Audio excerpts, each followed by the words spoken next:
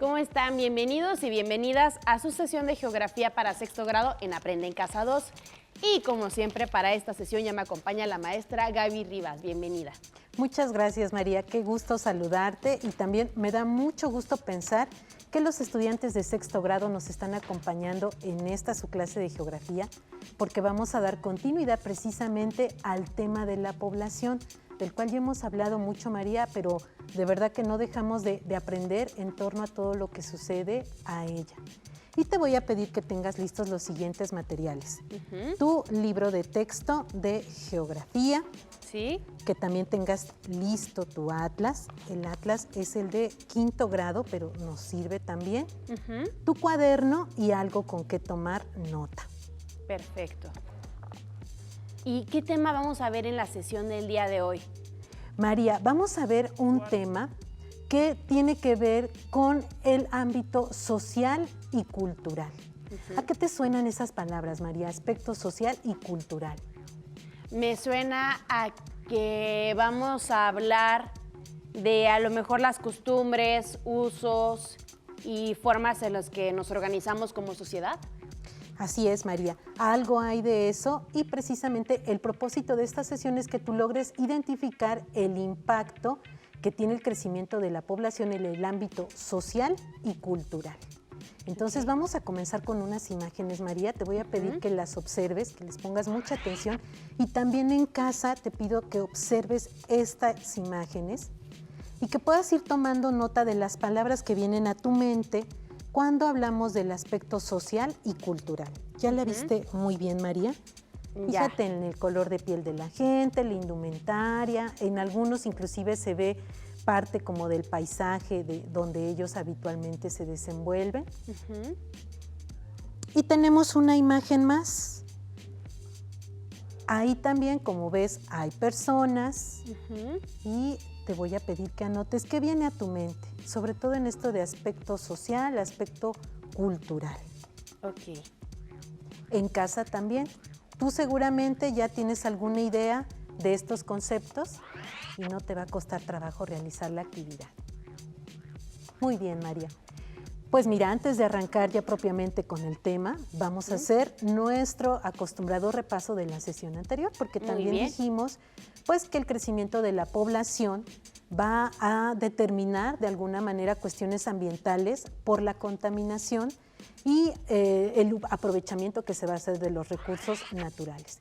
Entonces ahí tenemos una imagen de la clase anterior donde vimos cómo se da el agotamiento de los recursos naturales, que va a existir también pues contaminación en el aire, en el suelo.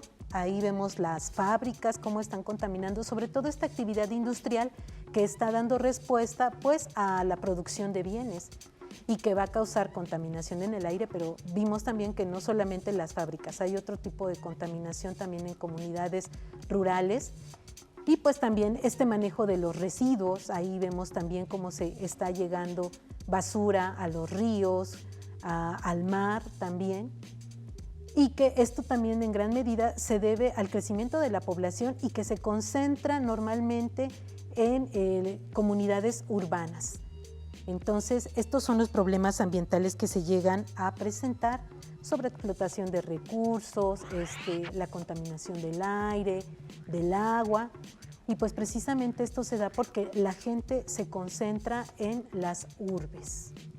Y bien, María, entonces ahora ya tienes tu lista. Ya. Bien, pues voy a anotar aquí las palabras que vinieron a tu mente. Sí. Y estas vamos a anotar primero las que tienen que ver con el aspecto cultural. Ok. A ver, María, tú veme diciéndolas, dictando tus palabras. Primero anoté creencias. Muy bien. La siguiente. Después anoté idioma. Muy bien. Siguiente. Religión. Siguiente. Tradiciones. Siguiente. Uy, María, pensaste en muchas. Educación. Muy bien. En casa, espero que ustedes también hayan anotado muchas palabras.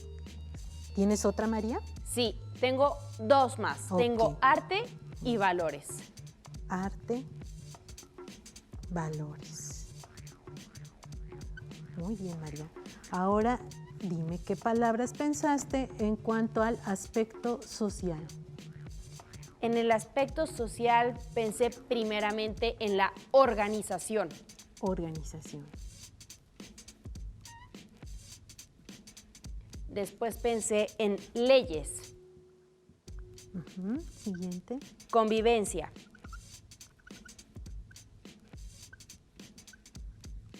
Participación.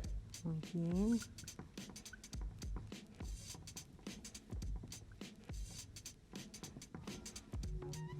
Interacción. También pensé en las instituciones. Y finalmente pensé en la tolerancia. Y en la tolerancia me debatía si ponerlo en los aspectos culturales o sociales. Claro, María. Fíjate que todas se relacionan. Son dos aspectos que están muy ligados y las palabras que me diste de verdad que nutren mucho precisamente la clase porque estamos tocando dos ámbitos que son muy, muy importantes tanto en nuestro país, en nuestra comunidad, como vamos también a ver que es a nivel mundial. Fíjate que el hombre naturalmente es social y tú lo has estudiado en tus clases de historia. Entonces, desde que los primeros pobladores aparecieron, empezaron a organizarse, a convivir, porque necesitaban pues protegerse, ayudarse, también aprendían unos de otros. Y aquí pues tiene mucho que ver estas palabras que nos dijiste, la interacción, la educación y sobre todo también desarrollar valores, tener leyes que regularan esa convivencia, sobre todo el respeto también. Entonces, esto ha existido desde siempre. Tenemos nosotros esta situación también en las diferentes comunidades, que es lo que se busca, que de alguna manera haya esa tolerancia, ese respeto por tradiciones, por usos, costumbres, pero que también nos organicemos de manera social y esto precisamente pues tiene que ver con la diversidad cultural. María, ahí tenemos esta imagen donde podemos ver a diferentes personas de diferentes edades. Ahí vemos inclusive que tienen simbolitos de que hablan diferentes idiomas, tienen diferentes formas de pensar, pero finalmente todas van a aportar algo. Todas van a enriquecer pues nuestra cultura, el medio donde vivimos, porque aprendemos unos de otros. Entonces ahí vemos precisamente cómo este movimiento que se da, este crecimiento de la población a través de la migración, pues va a lograr también que se lleve cultura a otros países, pero tenemos que tener mucho cuidado en cuanto a la organización y cómo se van a tratar desde este punto de vista social esa situación de las migraciones. Sí. Entonces aquí, mira, ya somos muchos, en muchos países, lo vimos en clases anteriores, la densidad poblacional pues es importante a considerar en algunos países porque precisamente esto va a propiciar que haya migraciones. Entonces van a buscar a dónde ir o por cuestiones de guerra también se llega a ir la gente de su país, van a llegar a otro país y pues no sabemos de qué manera los van a recibir. Claro. ¿No? Y también no sabemos qué va a pasar en el país de donde ellos están saliendo, qué efectos culturales, sociales también van a existir. Cuando un padre de familia por algún motivo tiene que dejar su país, pues queda su familia solamente con mamá o con los abuelos, con gente ya mayor, y esto también va a tener que ver en la situación social. Entonces, todo esto implica, todas estas palabras que tú me diste, María, tienen que ver mucho precisamente con eso, porque tenemos aspectos diferentes que se van a relacionar con esta gente que llegue a otro país y también sociales, porque tendremos que organizarnos, que conozcan las leyes, que haya instituciones que estén precisamente vigilando que se cumplan esas leyes para garantizar una convivencia armónica, que no haya un abuso sobre los derechos sociales y culturales de los migrantes. Sí. Y también el gobierno, pues que vigile por qué razón está saliendo gente de su país, por qué se están yendo. Están buscando mejores condiciones de vida, entonces, ¿qué pasa con tu país que no está satisfaciendo las necesidades de tu población? Y te voy a poner un ejemplo, María. Sí. Precisamente, este es un ejemplo muy sencillo y tiene que ver con lo que sucede en un aula. Es una situación Pues aquí lo vamos a ver. Es una situación así muy sencillita. ¿Tú imaginas qué problemas puedan presentarse en un aula que está así de saturada, María? Pues me imagino que lo primero que sucede es que el profesor está limitado en su capacidad para poderle poner atención y resolver las dudas que cada uno de estos niños pueda llegar a tener. Así es, María. ¿Tú te imaginas cómo será esa diversidad que hay en el aula? Me imagino que ha de ser muy complicado porque, por ejemplo, cada niño puede tener costumbres propias, alguna religión diferente e incluso formas pues diferentes para socializar, para convivir. Así es, María. Fíjate que aquí es un ejemplo muy chiquito, porque pues tenemos un espacio que no se compara con un país, es un aula, pero precisamente cuando son muchos niños, niñas que atender, una población considerable, a veces no consideramos precisamente todas esas necesidades y también cuestiones sanitarias, cuestiones del idioma, creencias. Inclusive pensando en esta situación que estamos afrontando ahorita de lo de la pandemia, pues también nosotros no sabemos aquí, la maestra o el maestro, a qué situaciones se tenga que enfrentar para atender esta situación sanitaria del contagio, si todos los niños, niñas van a respetar estas reglas. Entonces, a nivel social, cultural, se tienen que establecer y determinar condiciones importantes. Claro. Para determinar, bueno, vamos a organizarnos de esta manera, vamos a respetar esto, tenemos que tener tolerancia a lo mejor con los que están enfermos y también verificar que precisamente estos recursos sean suficientes para todos. Entonces, aquí, bueno, nosotros vemos esta parte, pues que tiene que ver nuevamente con la población, María. Y ahora te quiero presentar unas noticias precisamente que tienen que ver con estos países que también estuvimos tratando en sesiones anteriores, que tienen una cantidad importante de población. Y aquí te voy a presentar estas noticias. Son países donde se reducirá drásticamente la población y que también pues, va a aumentar por estos movimientos migratorios. Y vamos a ver la primera, que es de Japón, María. Aquí en este planisferio que tenemos, ¿tú me puedes ubicar dónde está Japón, María? Sí. Aquí está Japón. Muy bien, María. ¿Y te acuerdas tú cómo era la densidad poblacional de Japón? Me acuerdo que habíamos mencionado que era pequeña en relación a otros países, como por ejemplo países latinoamericanos o países africanos. Era alta. Lo pueden checar aquí en su libro inclusive, y también lo podemos checar en el cuadernillo.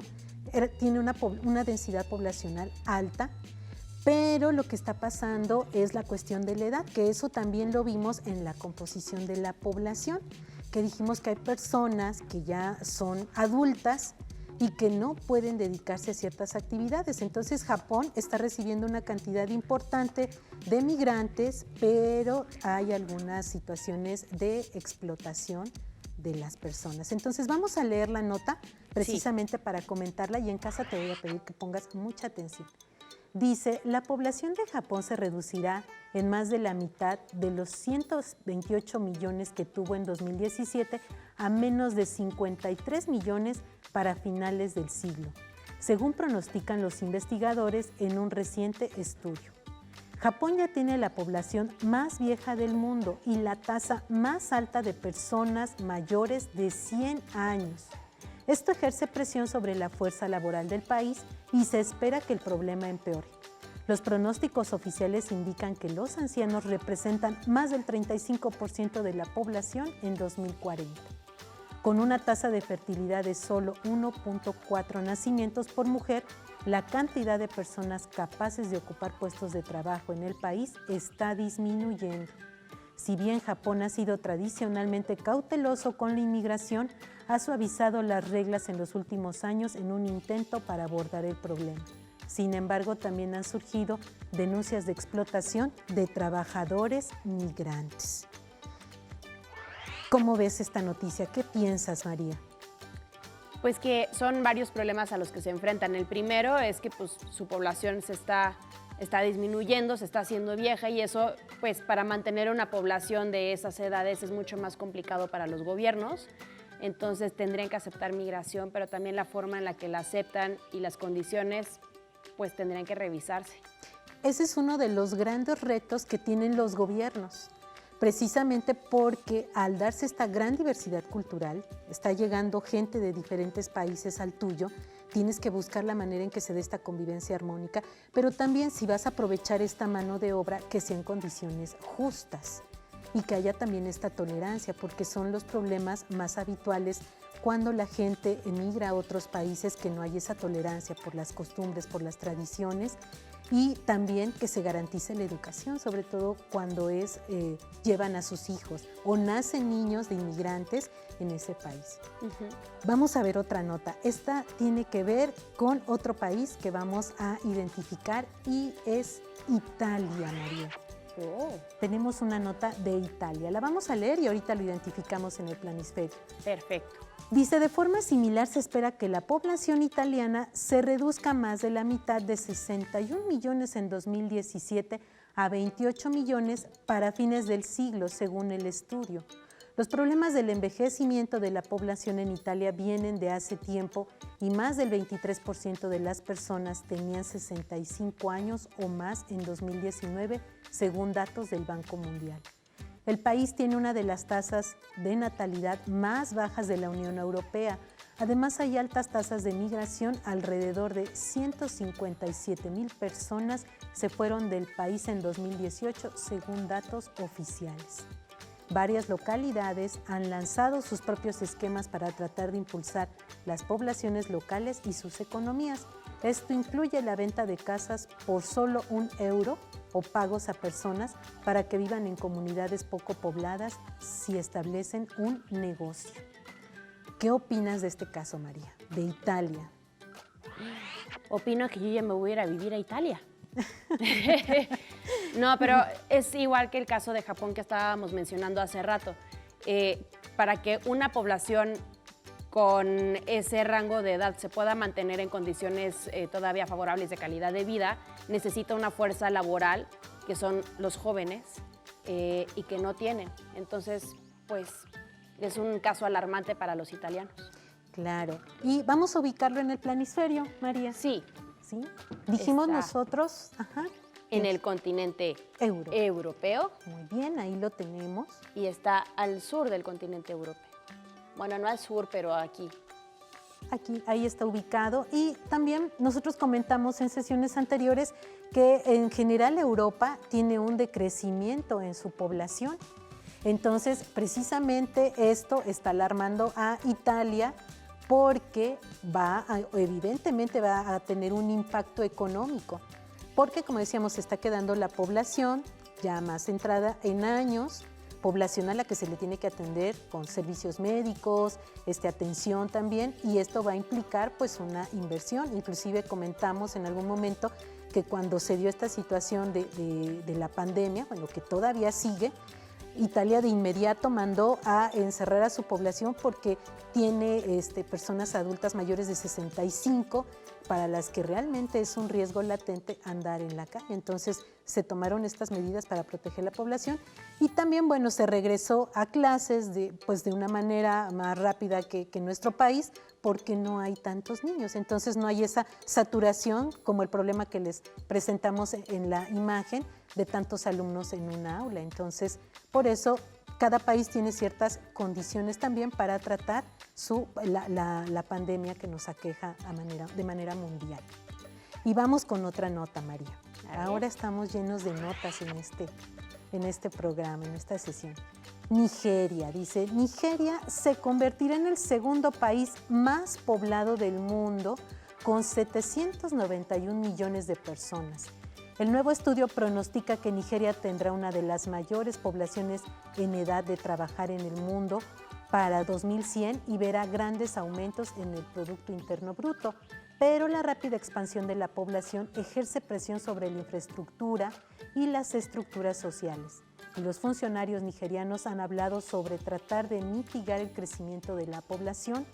En una entrevista de 2018 con la BBC, el ministro de Finanzas, Zainab Ahmed, dijo que era necesario debatir sobre la tasa de natalidad del país, que se encuentra entre las más altas del mundo.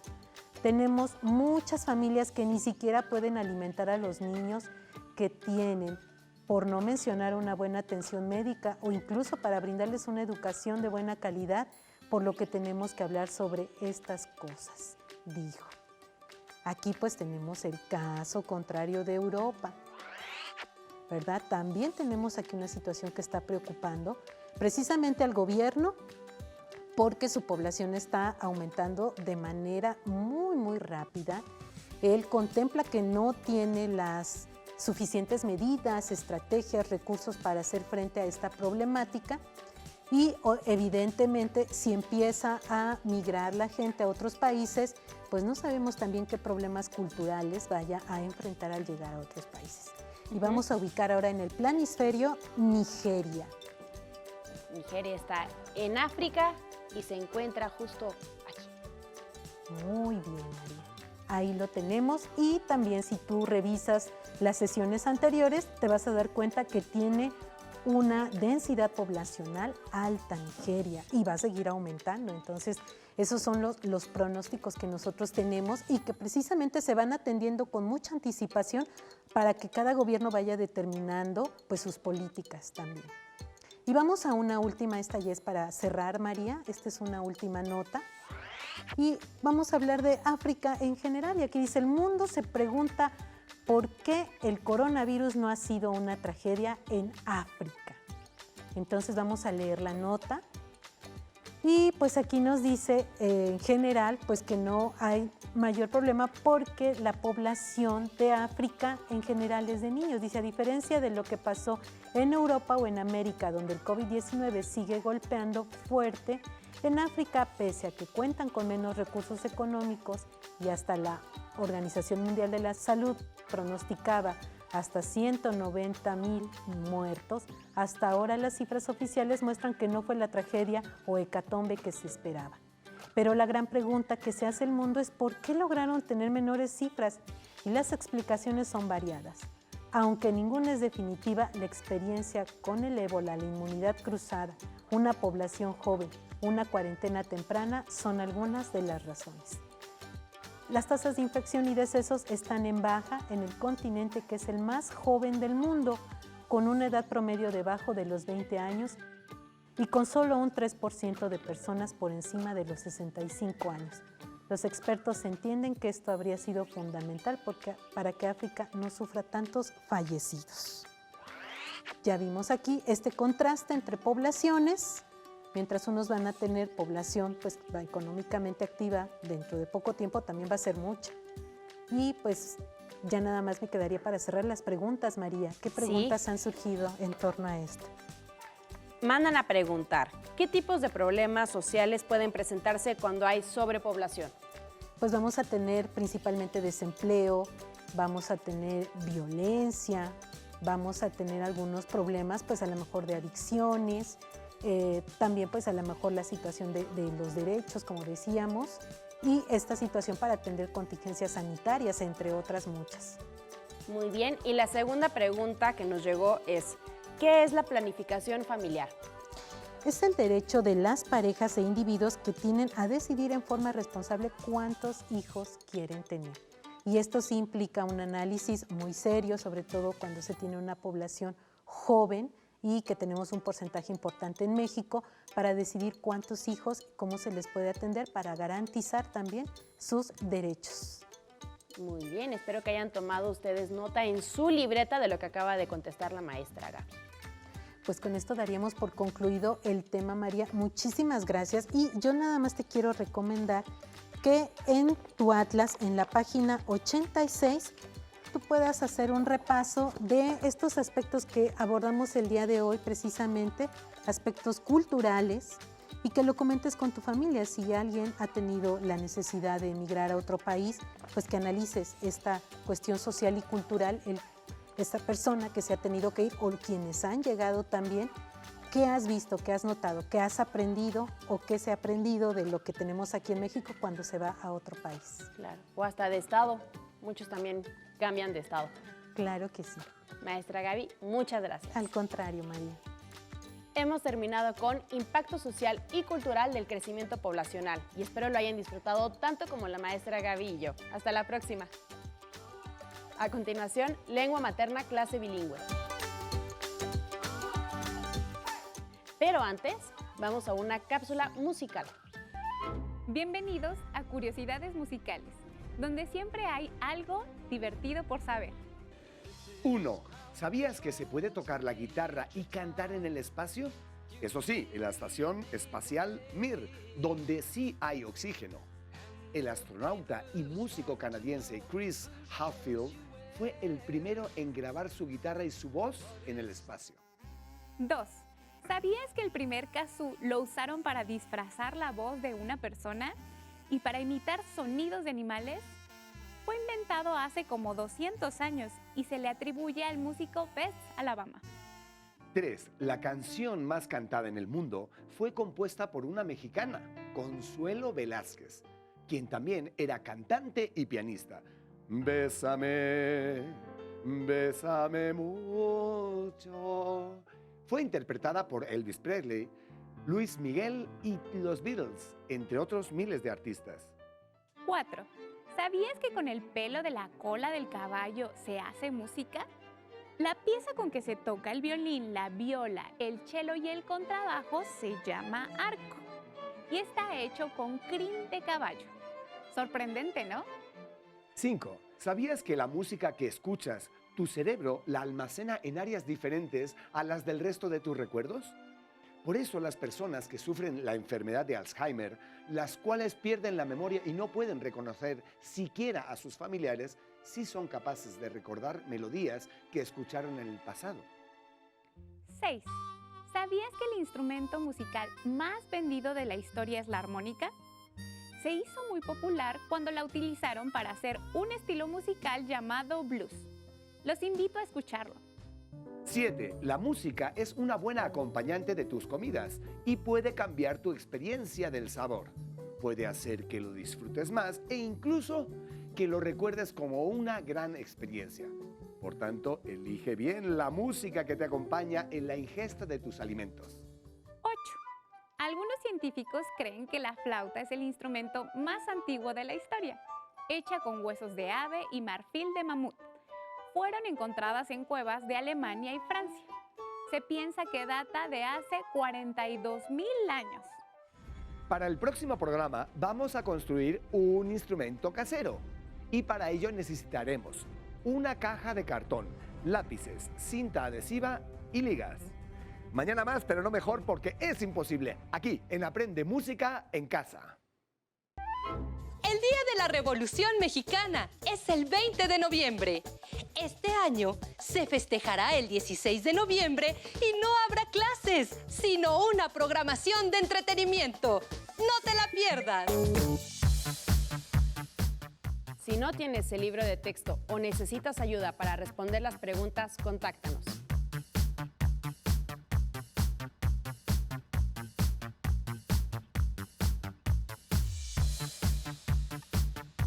También puedes encontrar los libros de texto en la página conaliteg.sep.gov.mx. Si quieres volver a ver los programas de Aprende en Casa, los puedes encontrar en la siguiente liga: aprendeencasa.sep.gov.mx. No se muevan de su lugar, tenemos algo muy importante para ustedes. Acompáñanos.